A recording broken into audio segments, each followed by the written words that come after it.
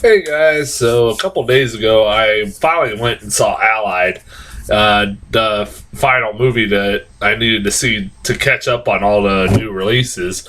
It seems like it's taken me forever to catch up on these damn things. I mean, it's been out for a few weeks now, and I'm sure there's probably many reviews of this out there.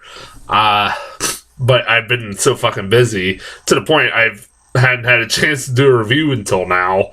I had to get a new car. I mentioned a few reviews ago that I got in a bad wreck, and because of that, I had to get a new car. The weather's been shit. I've had to work a lot. The same shit going on. I don't know how everybody else's weather has been, but it's been fucking terrible around here. I live in Ohio. It's terrible.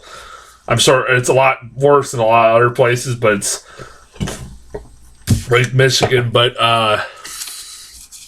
yeah, it's been pretty terrible out. So, I was, as far as Allied goes, in my opinion, going into this movie, I was really looking forward to this. I kind of liked the concept behind it.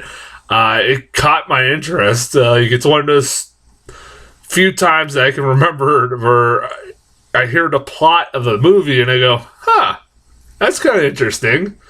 That could be kind of fun. And also had two really good actors that I really, really enjoy. Brad Pitt and Marion Cotillard. Really solid actors. And Robert Zemeckis was directing it. He's one of my favorite directors. Always been one of my favorite directors. He's made two of my favorite films of all time. One of them is my favorite film of all time, which is Forrest Gump. I know, don't give me shit, but Forrest Gump is it's kind of like that and Pulp Fiction are my two favorite films of all time. Fuck you. I know there's this whole backlash against Forrest Gump, but fuck you if you don't like it. I have my own problems with it. Jenny is a good example, but and also Back to the Future. Love Back to the Future. He's made, for the most part, he's made consistently really good movies for the most part. Over the last few years, he's made The Walk, which was I mainly remember for that fucking terrifying tightrope scene. That's about it. But that was how well shot and well made that was. But what the hell, In Flight, which was really good. So I was looking forward to this. I was kind of curious, with this movie, and yeah, it was a pretty good movie. It's gonna be one of those reviews that it's probably not gonna. I don't have much to say about it because I kind of enjoyed it. It was fine for what it was. It had a lot of really good things about it. I really enjoyed. The only problems I had with it are kind of like almost nitpicky. But I'll get in that. The acting is really solid. Brad Pitt and Marion Cotillard are really good in this movie. It's one of those movies you could tell that they were trying to go for an Oscar, be an Oscar bait movie, but it's not gotten that well received. It's got like middle of the road reviews, to the point it's probably not even any consideration come Oscar time. Hell, the Golden Globe nominations came out a couple days ago, and it's not even it hasn't even been mentioned. So I thought out of the two, though, that probably the best performance was Marion Cotillard, who I every time I see this girl, she's really goddamn good actress. Really underutilized, and she's really good in this movie. She is a really good character, like a really good character in this movie that you can tell something's going on with her. You're not sure if she's a spy or not. Throughout the whole movie, you know something's up with her, but you're not sure what. She keeps you kind of interested in what the hell, what is up with her character. You also have who was in this goddamn since it's been a couple days, give me this since I've seen this movie. Who else was in this movie? Brad Pitt was great too. I want to say that right off the bat too. Brad Pitt was great. Brad Pitt's just a goddamn great actor.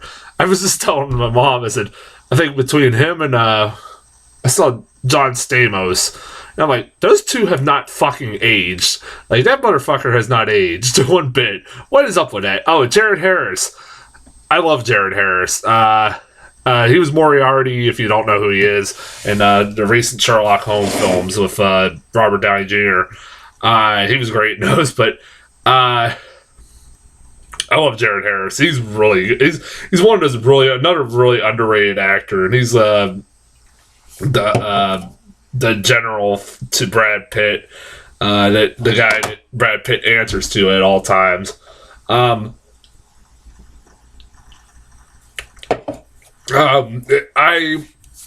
This movie was really well made. I'll give it that. It was really goddamn well made. It looked like a stylish, like, you can tell Robert Zemeckis has, like, this movie's kind of like a love letter to old classic war romance movies of the golden age, like Casablanca, to the point that the opening, the first 30 minutes of this movie take place in Casablanca. That made me fucking chuckle. I had a good chuckle over that when I found out. I didn't realize that the first half of this movie takes place in Casablanca until they mentioned it, and I'm like, that's kind of funny.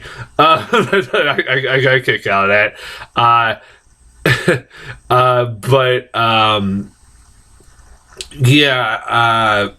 This movie, like, it's like a love letter to, like, those kind of films, and you can tell Robert Zemeckis goddamn knows how to fucking point a goddamn camera, knows how to film shit. He's really good as a filmmaker. Hell, one of my favorite scenes in this whole shots in the whole fucking movie was the opening goddamn scene. That was such beautifully made. I was like, ooh, this is the movie opens, the first scene, and you just say, wow, that's really gorgeous. That's a really gorgeous scene there. Really gorgeous shot and everything else. It's really well made. I will say that this movie kept my interest thoroughly throughout this movie. It is a movie that it is a little bit of I can see some people say it can take a while to get going, because you do spend a lot of time with these characters before the shit starts hitting the fan.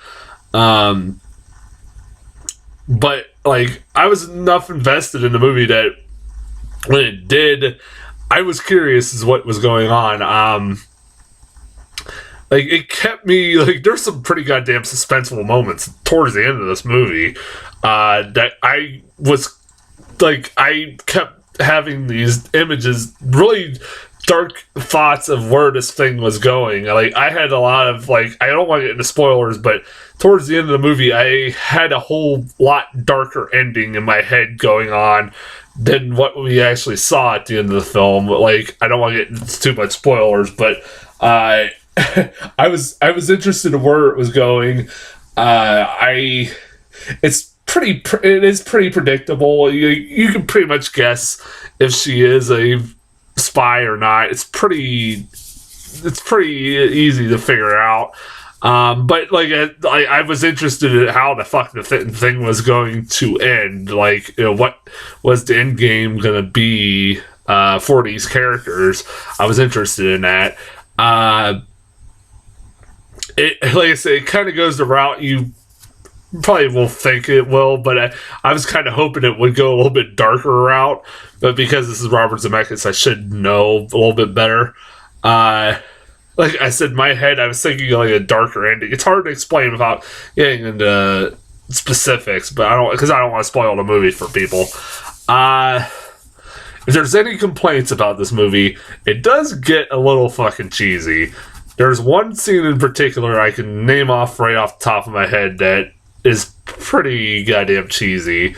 That's scene where she's giving birth. That was kind of hilarious, because it's a scene where she's giving birth to their child. Her Marion Cotillard is giving birth to her and Brad Pitt's child, and in the middle of an air raid that's happening in London, and so they're their nurses trying to deliver this baby while wheeling her out of through a hospital that's being bombed, and it's like really over dramatic, really like far-fetched if I've ever seen it. Now I understand that probably did happen in real life, but it looked a little fucking crazy and absurd, and it was kind of hilarious. And they had literally a flashlight basically shining on Marilyn Coulthard's vagina as the shoot, so they could see the baby coming out and shit like that. That was kind of hilarious. But other than that, like little nitpicks like that, like it's a fine film. I didn't regret seeing it. I think it doesn't deserve it should get. I'm surprised it didn't get better reviews than it has gotten, but whatever. It's a fine film for what it is. I do recommend it. As far as trailers go, like I said, you can tell this movie did they actually get a nomination? I was just looking up here. Let me look. They actually did get a nomination, I think, for something.